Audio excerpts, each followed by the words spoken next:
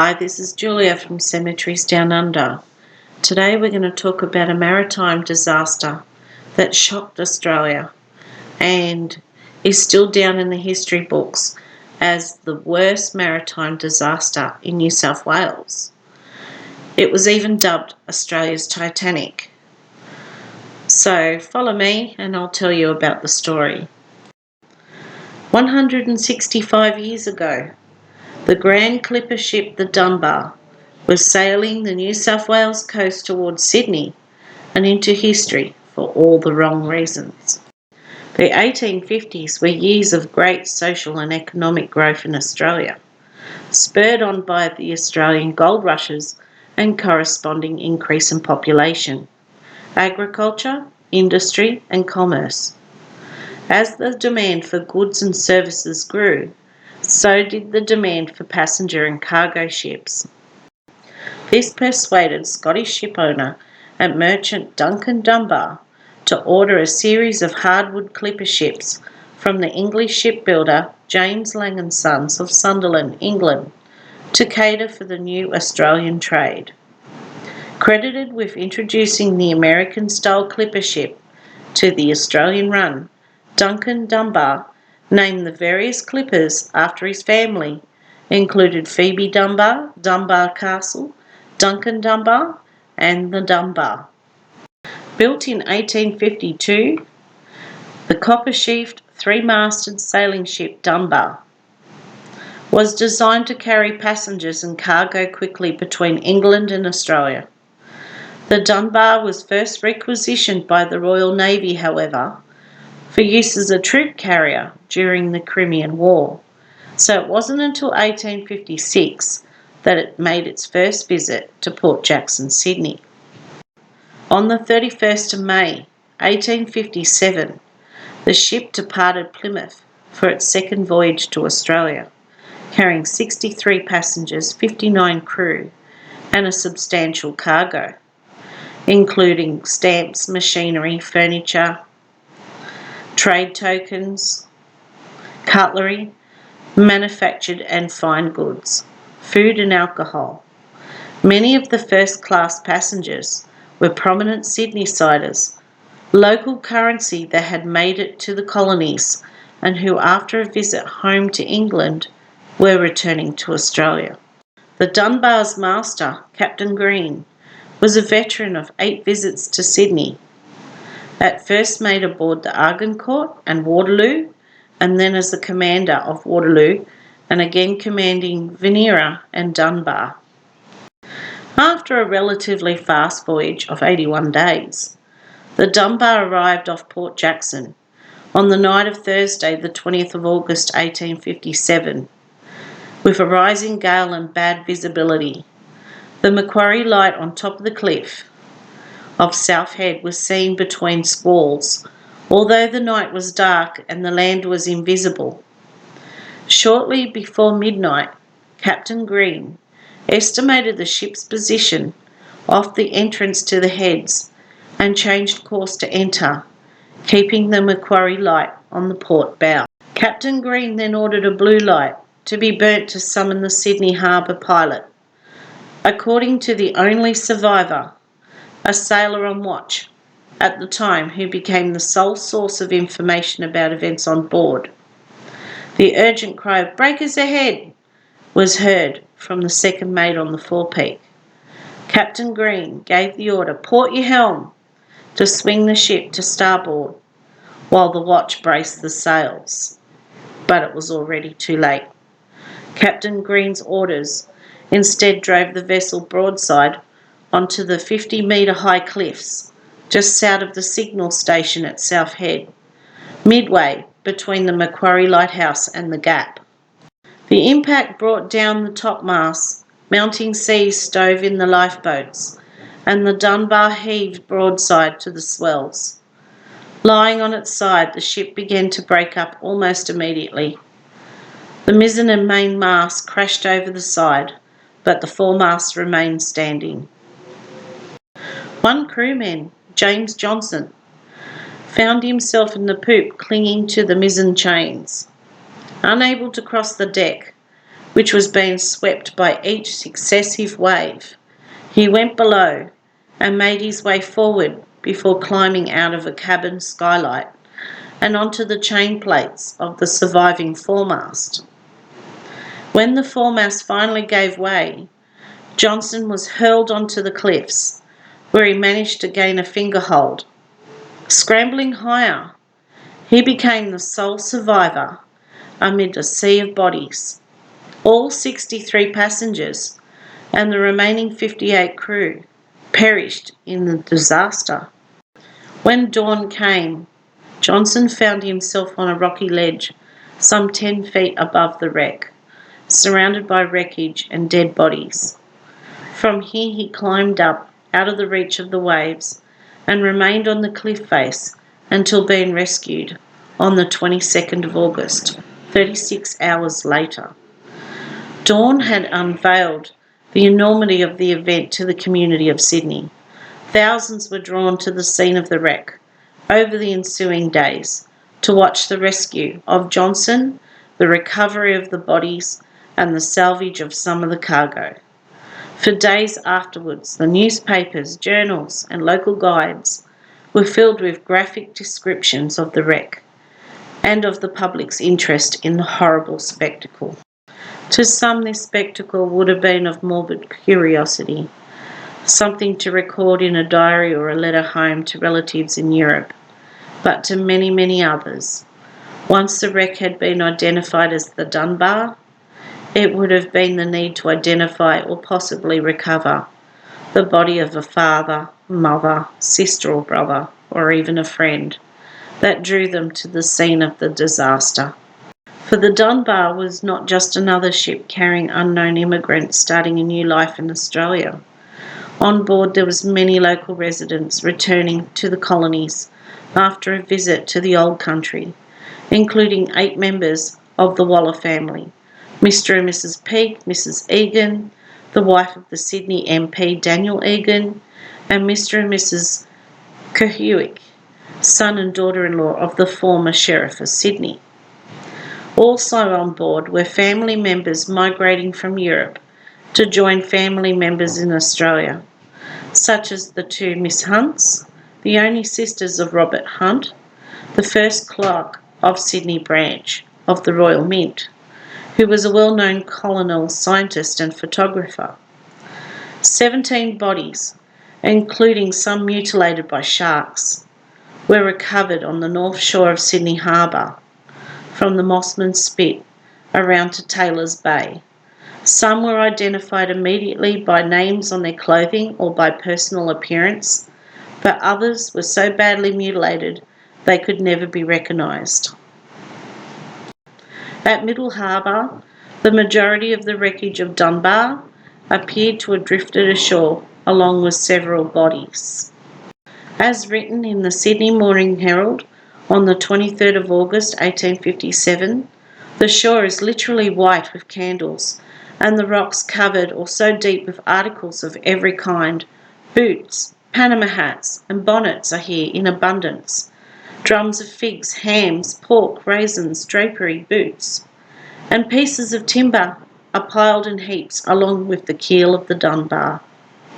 Never before, and probably never since, had a shipwreck off the coast of New South Wales had such a traumatic and long-term effect on the people of the colony. The victims of the Dunbar were buried at Camperdown Cemetery. The bodies of some identified victims were placed in a mass grave funded by the colonial government. Some 20,000 people lined the main street for the funeral procession that consisted of the band of the artillery companies, 7 hearses, 4 mourning coaches, and a long procession of carriages surrounded by the guard of honour provided by the mounted police force. Sydney's banks and offices closed for the service. Church bells tolled, every ship in the harbour flew their ensigns at half-mast, and minute guns were fired as the 7 hearses and over 100 carriages went past. While the victims were being buried, conjecture was rife regarding the wrecking. The great loss of life led immediately to the letters to the editor of the Empire and Sydney Morning Herald, demanding the upgrading of the lighthouses at the heads. The issues of lighthouses and pilotage were also raised during question time in Parliament and were the matter of recommendations by the jury at the Dunbar inquest. We will now show you the grave of the Waller family and also the mass grave of what remains there were left over from the Dunbar wreckage.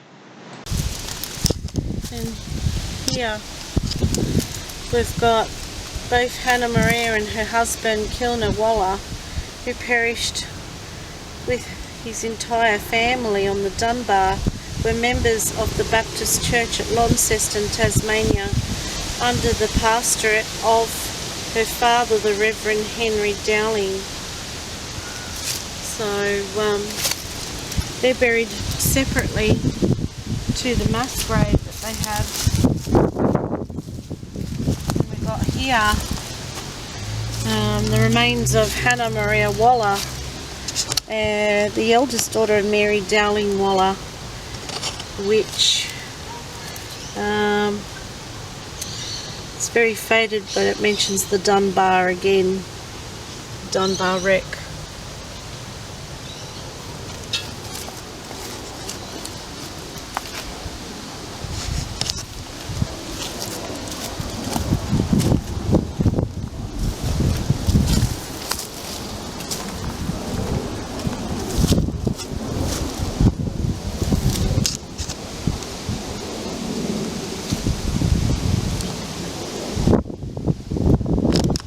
This is a memory of John Steen, Esquire, Captain in the Royal Navy and native of Newport, Isle of Wight, maybe one of the unfortunate sufferers in the Dunbar. And here is the Dunbar mass grave. Beautiful fence around it. Still got an anchor to commemorate. But they called this shipwreck the worst maritime disaster in New South Wales, and they also dubbed it the Australia's Titanic. There was only one survivor.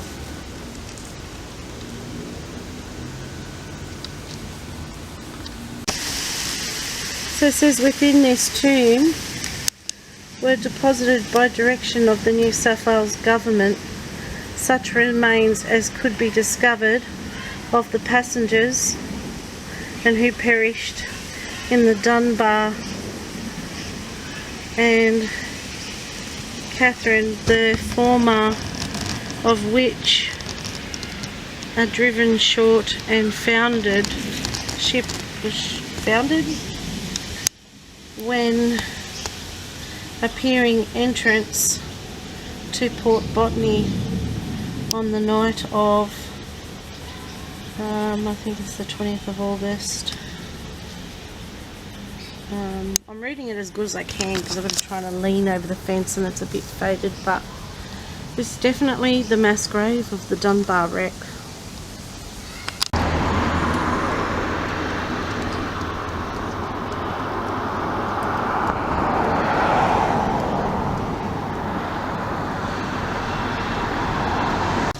Here's the memorial block to the Dunbar. This says the Dunbar, it was on this rocks at the foot of the cliff that the Dunbar foundered around midnight on August the 20th to the 21st, 1857, during a fierce southeasterly gale. She was a fast frigate-built ship built in Sunderland, northeast England in 1853. And on her second voyage from England to the colony. It was Sydney's worst maritime disaster, in which 121 persons perished.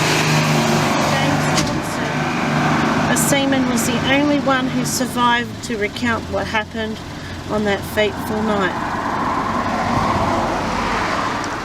And this is the site, guys. This is where it happened. So as beautiful as this spot is, you can see by the treacherous ocean, and it's actually a calm day today, how dangerous it would have been for the poor shipwreck people. And being a wooden freighter, it would have just smashed against the rocks.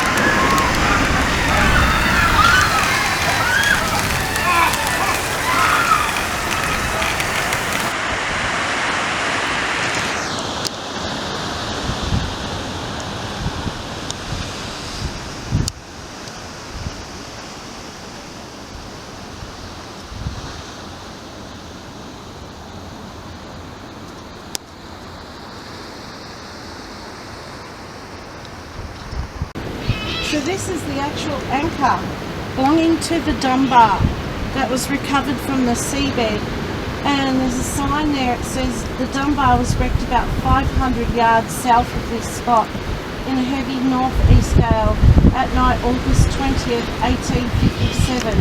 From a total of 122 people, there was only one survivor.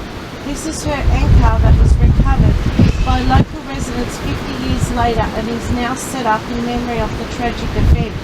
So 500 yards would probably be over this spot over here.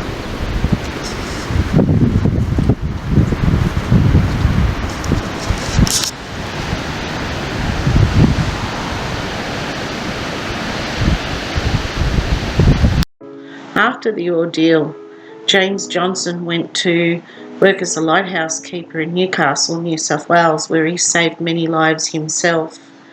He was born in 1837, originally from County Louth in Ireland, and he died on the 13th of April 1915, aged 78, and buried at the Sandgate Cemetery, Newcastle, with his wife. Hi, hope you enjoyed the story of the wreck of the Dunbar. It was a huge tragedy many years ago. It's a beautiful spot here, but stay tuned for our next adventure, and catch you next time. Thank you for watching always. See you soon, guys.